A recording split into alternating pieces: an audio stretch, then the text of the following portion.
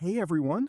In this quick tutorial, I'll show you how to add songs to a Spotify collaborative playlist step by step. First, open the Spotify app on your Android or iPhone device. Make sure you're logged into your account. Now, tap on Your Library at the bottom right corner. From here, open the playlist where you want to add songs.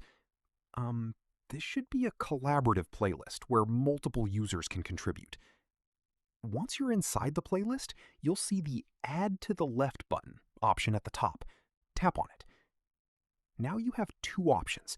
You can either browse suggested songs or use the search bar to find a specific track. This is really helpful if you already know what you want to add. When you find the song, just tap the plus icon next to it. And that's it. The song will be added to your Spotify collaborative playlist instantly. Anyone with access to this playlist can also add or remove songs, making it perfect for sharing music with friends and discovering new tracks together.